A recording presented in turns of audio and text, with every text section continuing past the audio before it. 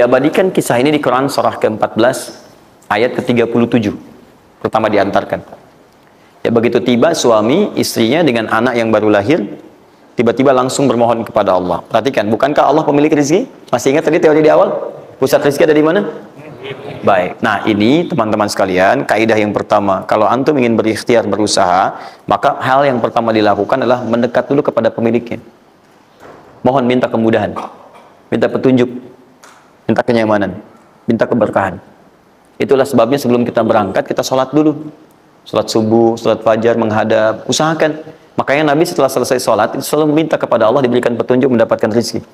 Ya, yang di Ibnu Majah nomor hadis 925 itu, Allahumma inni as'aluka ilman nafi'a wa rizqan thayyiba wa amalan mutaqabbala. Minta.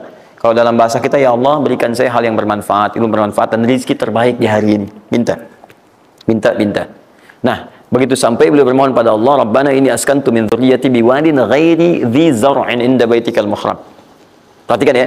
Ya Allah, saya bermohon kepadamu, engkau yang merawat kami, memerhatikan kami, memberikan rezeki kepada kami. Sifat rububiyah yang disebutkan namanya Rabb.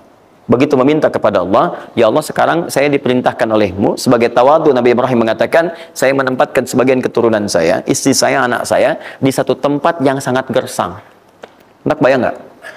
Tempatnya gersang, gunung-gunungnya itu batu-batunya itu rapat luar biasa, kerasnya luar biasa, dan nggak ditemukan sumber air di situ.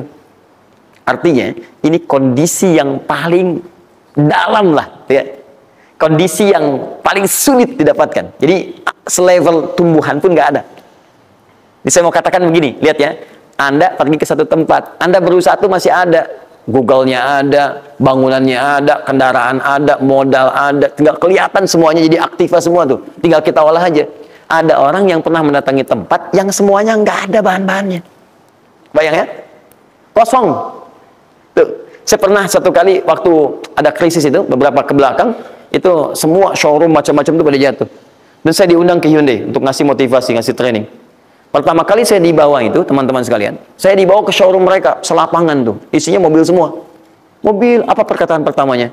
Kata manajernya, Ustadz, itu biasanya kami kosong nih. Sekarang banyak seperti ini katanya. Mohon nanti diberikan gambaran seperti apa, kami mesti semangat macam ini. Saya bilang, Pak, Bapak itu luar biasa ya. Tahu nggak Pak, orang yang pertama kali menemukan mobil, jangankan mobil begininya, bahannya aja susah nyarinya. Masuk kemudian ke showroom aja nggak ada, di belakang rumahnya cuma otak-atik jadi bahan macam-macam, jadi yang sederhana. Ya dari situ aja jadi mobil. Bapak sekarang udah ada mobilnya, tinggal dipasarin aja. Nah sekarang banyak orang banyak mengeluh. Nabi Ibrahim dulu cuma bawa istrinya ke tempat yang gersang luar biasa, nggak ada potensi apa-apa, materinya kosong, itu gersang, tumbuhan nggak tumbuh. Apa yang terjadi? Begitu sampai di situ, satu kalimat ketika meninggalkan Ibrahim istrinya Sayyidah Hajar dengan anaknya Ismail alaihissalam. Maka pertanyaan pertama dalam satu riwayat, ahadza min amrillah, apakah semua ini ketetapan Allah? Maka dijawab bala. Perhatikan prinsipnya, selama ini ketetapan Allah, maka Allah tidak akan menyia-nyiakan saya.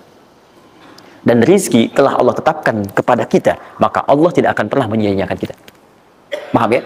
Jadi kalau Anda ditempatkan di kondisi apapun, bahkan mulai belum bekerja, baru lulus kuliah, bahkan mulai baru membuat satu bisnis misalnya, atau macam-macam halnya, ingat, ada yang lebih buruk kondisinya daripada Anda, yang semua bahannya bahkan belum didapatkan. Dan dia yakin dengan Allah.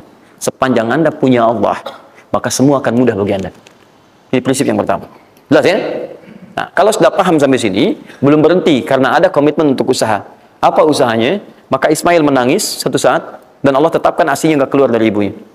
Begitu tidak keluar, nah anak ini kan pasti bergejolak. Tangan bergerak, kaki bergerak, disimpan di bawah. Saat bergerak itu kakinya menghunjam ke tanah, tangan bergerak, nggak keluar apapun. Ibunya ini yang menempuh usaha yang sangat serius untuk mencari. Dia tahu kalau cuma diam nggak akan datang. Maka ibunya menerapkan satu ketentuan pertama yang nanti diabadikan dalam Al-Quran, yaitu teori rezeki dengan ikhtiar, mencari cara yang serius. Nah, cuma apa yang akan kita keluarkan saat ini terlepas dari usaha apapun yang Anda kerjakan saat ini. Tapi teori dasarnya adalah ketika Anda menempuh usaha yang serius ini, ada beberapa tahapan yang mesti Anda lalui. Nah, satu, saya agak cepat ya, saya agak cepat. Satu. Nah, Pak. Yang pertama beliau lakukan, beliau kemudian mencari itu dengan semangat, naik ke satu bukit. Naik. Bukit apa namanya? Kapan bukit itu dinamai dengan Safa? Ini persoalannya. Belakangan kan? Belakangan setelah itu bukit sofa, sofa, sofa. Dari mana munculnya sofa? Sofa itu kan kalau kita gali dari akar katanya, ya berasal dari kata tasfiyah. Ya, sofa, yasfi, sofyan, wa tasfiyatan, wa sofian, wa sufyanan. Kalau pakai sin, sufyan, kalau pakai sod, sufyanan. Sofiyun. Tasfiyah artinya menyaring sesuatu yang kotor, sehingga yang bersih aja yang kelihatan. Kalau Anda menyaring sesuatu, saring, bersihnya itu ada, kotornya hilang, dibuang. Itu namanya tasfiyah. Pakai ta, sod, fa, ya, ta. Ini. Hasilnya disebut dengan sofa. Orangnya disebut dengan sofi atau sufi. Perempuannya disebut dengan sofia. Jadi kalau ada yang namanya misalnya sufi atau sofia, ini orang yang mampu menyaring segala yang kotor dalam dirinya, sehingga yang keluarnya yang baik-baik aja. Kalau bicara, ada yang provokasi, mau ngucapan yang kotor, dia tahan. Keluarnya yang baik. Mau melihat, ada yang kotor, dia palingkan. Dia yang baik. Itu Sofia. Perempuannya, laki-lakinya Sofi. Ya, atau Sufi. Baik. Nah, sofa, kenapa disebut dengan sofa bukitnya? Karena pada saat itu, walaupun tidak ada modal, situasinya sulit, beliau bisa menyaring keadaan dirinya, sehingga menghilangkan yang kotor-kotor dalam benaknya, dan yang ada cuma prasangka baik kepada Allah Subhanahu wa Ta'ala. Maksudnya Pak, kalau Anda ingin memulai usaha sehebat apapun, walaupun nggak ada modal, nggak ada apapun, hal pertama modal terbaik yang Anda mesti lakukan adalah berprasangka baiklah kepada Allah Subhanahu wa Ta'ala. Safa. Positive thinking kepada Allah. Allah sudah janjikan kepada saya, maka saya akan memenuhi apa yang Allah perintahkan, dan akhirnya Allah memberikan apa yang dijanjikan. Betul ya? Kalau Anda memulai dengan perasaan yang baik, yang positif, nanti Allah akan angkat Anda berada di puncak seperti Sayyidah Hajar naik ke atas bukit itu. Betul ya? Dan perasaan Anda pun akan enak. Tapi kalau belum apa-apa Anda sudah negative thinking kepada Allah, maka mohon maaf, jangankan rizkinya, maka usaha Anda pun tidak akan maksimal, effortnya akan sangat kurang. Anda baru mau ke kantor, terus tiba-tiba melihat mendung, ya, terus orang udah mulai macet, terus negatif muncul di situ, ya, mendung. Macet. Terus apakah dengan mengatakan ya mendung dan macet, kemudian macet itu akan terurai, mendung itu akan sirna? Tidak. Sampai Anda bikin status pun nggak akan pernah kelar. Ceklik hari ini Bekasi macet, terus Anda ngapain? Jadi kalau Anda mau mengawali sesuatu, maka positive thinking kepada Allah. Bismillah, Allah yang bikin mendung, Allah yang bikin terang, nggak ada bedanya. Bismillah, saya diperintahkan, saya jalan. Tak bisa, kemudian saya coba cari alternatif. Macam Anda usaha. Paham ya? Nah, kemudian, bukankah seseorang berusaha itu ingin mendapatkan sesuatu? Puncak hal yang diinginkan, yang diharapkan itu bentuknya rizki. Tapi, sifat ingin mendapatkan sesuatu, puncaknya disebut dengan marwah namanya. Sesuatu yang sangat diharap, diinginkan. Marwah. Perhatikan baik-baik. Ya. Saya mau tanya begini. Dari sofa ke marwah, berusaha dengan serius Sayyidah Hajar. Lihat sini, sofa itu kan di atas kan, terus turun kan, turun, tahan sini. Begitu ke sini, melihat ada peluang di sini, terlihat seperti ada oase, maka dipercepat jalannya. Makanya di sini sekarang ada tanda lampu hijau. Ya, begitu nyampe sini untuk laki-laki lari-lari kecil, perempuan jalan cepat. Ini karena ibadah yang disebut dengan sa'i sering diartikan dengan lari-lari kecil. Ini berlari ini teman-teman, jalan cepat ibu. Ini sesungguhnya awalnya ini melihat di sini seperti peluang ada oase di sini di marwah, banyak air, maka dipercepat jalannya. Sampai di batas ini ragu lagi, betul nggak ya? Apa cuma fata morgana? Tapi yang paling dahsyat adalah dia memastikan dengan ikhtiarnya. Saya mesti pastikan dulu, jangan menduga-duga. Dikejar sampai ke atas. Begitu kepastiannya tidak ada sama sekali. Ternyata fata morgana saja. Dari sini balik lagi, mungkin di sini ada. Ya, balik lagi ke tempat tadi, balik dilihat sini kayak ada betul di sini. Balik nyampe sini fata morgana. Bola balik, bola balik, bola balik sampai dengan 7 kali. Ya, dari sini ke sini 1. Sini ke sini 2. Ini 3, 4, 5, 6, 7. Ingat, sofa selalu genap, marwah selalu ganjil. Kalau Anda umrah, kemudian tiba-tiba Anda merasa berakhir selesai, tapi posisi Anda di sofa, kemungkinan cuma 2. Kalau bukan Anda kurang baru 6 kali, atau Anda terlampau soleh 8 kali. Pasti di sini. Nah, apa hikmahnya? Proses ini disebut dengan sa'i. Perhatikan baik-baik. Tahan, fokus. Ketika Anda berusaha, teman-teman, maka mulailah dengan berpositive thinking kepada Allah. Tapi ingat, usaha Anda tidak akan selamanya ada di atas. Mungkin suatu saat akan turun. Kan? Mungkin Anda ada di puncak. Mungkin suatu saat Anda turun. Mungkin kadang ada di puncak, kadang stabil aja. Tapi kalau Anda melihat peluang, cepat kejar selama peluang itu baik. Itulah yang dimaksud dengan kompetisi yang sehat. Ada dapatkan kejar. Ada tender, ikut tender dengan cara yang baik, cara yang normal. Ikut. Kalaupun bukan rezeki Anda, nggak ada masalah. Dan jangan pernah macam-macam lah. Saya dah hajar kan nggak pernah nyogok sama malaikat. Malaikat cepat sini dah gitu. Saya kan di sini Nabi gitu ya. Kalau minta apa saya kasih, kan nggak pernah. Ya biasa aja bolak-balik. Ya walaupun mungkin ketika Anda kejar itu bukan bagian Anda, mungkin cuma fata morgana, nggak ada masalah. Saya kasih rahasia besarnya. Sepanjang Anda betul-betul ikhtiar dilakukan karena Allah, maka perhatikan baik-baik. Kadang-kadang Allah seakan menunda apa yang menjadi hak Anda, bukan ingin menunda dan membiarkan Anda tidak mendapatkan sesuatu, tapi ingin memberikan semua nikmat secara sempurna. Karena di atas itu ada nikmat pahala, ada nikmat doa, ada nikmat istighfar, ada nikmat usaha, dan nikmat hasil yang tiada terputus. Tidak terputus. Lihat sini. Kalau antum sehari berusaha, nggak dapat apa-apa. Memang, mohon maaf, hasilnya belum dapat diraih. Belum dilihat tuh. Tapi bukankah pada saat itu, doa antum akan bertambah? Ya. Bukankah malamnya salatnya nambah? Tahajud? Bukankah di situ kadang-kadang kita istighfar? Ya Allah. Teman-teman, bukankah istighfar menggugurkan dosa? Bukankah berdoa menambah harapan, mengakumulasikan sesuatu?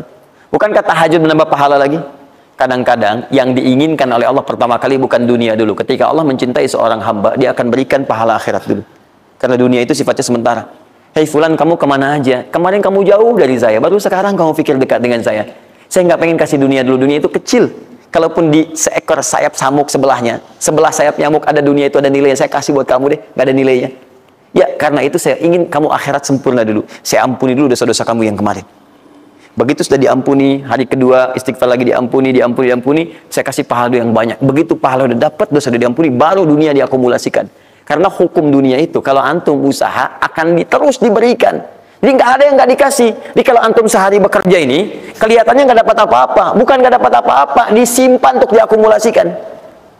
Nanti dosa antum tuh udah hilang, amalan udah banyak, antum dapat banyak. Kadang-kadang nggak sadar kalau saat dapat banyak itu sebetulnya itu hasil usaha antum sebelumnya. Itu teorinya begitu. Ya, jadi nggak ada yang nggak dapat apa-apa. Semua akan dinilai. Sepanjang antum bergerak dikasih, dan antum buktinya hidup juga. Sampai ke hari itu kan masih hidup. Bisa makan juga di hari itu. Bisa beraktivitas juga, sehat juga dan sebagainya. Belum dapat apa. Makanya kata Nabi, yang hari itu ada makanan, dia orang kaya sebetulnya. Kalau besok masih ada lagi, kaya banget. Antum sampai sebulan masih ada cadangan. Jadi kenapa kita mesti berkeluh kesah? Dan belum tentu hidup juga sampai besok. Yang tuh mau ngumpulin apa? Nah, maka prinsip yang terbaik adalah ketika antum berikhtiar, ikhtiar usaha yang maksimal. Tapi jangan khawatir kalau antum kerja sehari nggak dapat, 2 hari belum ada usaha. Jangan khawatir teman-teman sekalian. Rumus yang mengatakan semua ketika badan bergerak, maka rezeki dituliskan untuk keluar. Tapi kadang-kadang ada yang Allah inginkan lebih besar dari apa yang Anda harapkan. Apa yang Allah harapkan, ikutkan ke situ, maka Anda akan mendapatkan akumulasi bagiannya. Itu yang dilakukan oleh Sayyidah Hajar. Begitu beliau kemudian naik ke Marwah, nggak dapat. Naik ke Safa, nggak dapat. Apa pernah tertuliskan dalam riwayat sedikit aja Sayyidah Hajar mengeluh? Tunjukkan kepada saya kitab mana yang pernah menunjukkan riwayat ketika bolak-balik itu, kemudian Sayyidah Hajar berkata, ya Allah, saya kan istri Nabi, saya kesini memenuhi perintahmu, ya Allah. Ini udah capek, kenapa belum turun juga? Pernah nggak?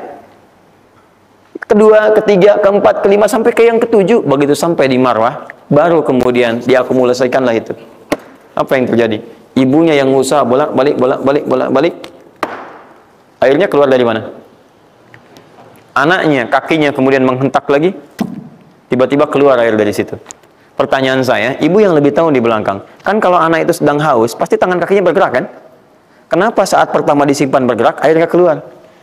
Sudah 7 kali bolak-balik, baru air keluar. Silakan lihat riwayatnya. Pada hentakan itu, ketika 7 kali ibunya bolak-balik, malaikat mengepakkan sayapnya. Itu yang menghantam air dan keluar air. Malaikat yang ditugaskan Allah memberikan rezeki namanya Mikail. Itu ada di Quran surah kedua ayat ke-98. Ya, man kana aduwwan lillahi wa malaikati wa rusuli wa jibril wa mikail. Mikail. Di antara tugas Mikail oleh Allah ditugaskan untuk memberikan rezeki. Yang paling menarik, perhatikan baik-baik. Begitu airnya keluar, ibunya sedang di marwah, sedang berdoa nih. Makanya kalau sa'i di sofa ngadep ke kiblat berdoa dulu, ke marwah ngadep ke kiblat berdoa dulu. Begitu sedang berdoa nyampe ke marwah yang ke-7, anaknya lebih kencang menangisnya. Ibunya mendengar suara nggak biasa, dikejar ke sini. Begitu kejar ada air. Apa kata ibunya? Lihat kalimatnya. Zam, zam, zam, zam. Ibunya tidak mengatakan ijma, ijma, ijma, tapi zam, zam, zam, zam. Zam itu artinya kumpul jangan berhenti, kumpul jangan berhenti, kumpul jangan berhenti. Sampai sekarang air itu tidak pernah berhenti. Perhatikan bagaimana akumulasi pekerjaan seorang ibu yang sangat serius menghasilkan rezeki bukan hanya untuk dirinya, untuk anaknya, cucunya, cicitnya, dan berganti generasi sampai kita sekarang. Kita aja ke zaman Nabi Muhammad, itu teman-teman sudah lewat 15 abad. Nabi Muhammad ke Nabi Ismail 29 generasi. Satu generasi bisa ribuan tahun. Nabi Muhammad ke Nabi Musa aja 2000 tahun, ke Nabi Isa 600 tahun. Sekarang ke Nabi Ismail 29 generasi. Muhammad bin Abdullah bin Abdul Muttalib bin Hashim bin Abdul Manaf bin Qusay bin Murrah bin Kilab bin Ka'ab bin Ghalib bin Fihir bin Malik bin Nadar bin Kinana bin Khuzaimah bin Mudrikah bin Ilyas alaihissalam bin Nizar bin Mudar bin Ma'ad bin Addan bin Adi bin Adli ya bin Muqawwam bin Nahur bin Tari bin Ya'rub bin Yasib bin Nabit bin Ismail alaihissalam. 29 generasi. Yang bisa mengulang 29 ini saya bebaskan paspornya untuk menghafal Quran di pekan depan. Silakan. Boleh, silakan. Tapi kalau salah satu tambah satu ayat. Jelas? Terakumulasi. Maka boleh jadi kita berusaha bekerja, sehari belum dapat, 2 hari dagang belum dapat, tenang. Begitu antum 3 hari, tiba-tiba dagangan diborong habis. Itu sebetulnya usaha antum yang sebelumnya. Tapi antum dapat bonus ampunan dosa, pahala, macam-macam. Maka jangan mengeluh. Dan jangan pernah antum sekali-kali, awas ya, awas, mengeluarkan kata-kata yang seakan-akan Allah menghentikan rezeki antum. Maka disitulah kesulitan paling sulit akan antum awali. Ya Allah, apa engkau nggak sayang dengan saya? Saya perlu usaha apa lagi? Kenapa belum diberikan juga? Dan sebagainya. Itu kadang-kadang membuat seseorang kalau sudah kehilangan arah seperti itu sampai meninggalkan agamanya. Itu yang paling fatal. Paham ya?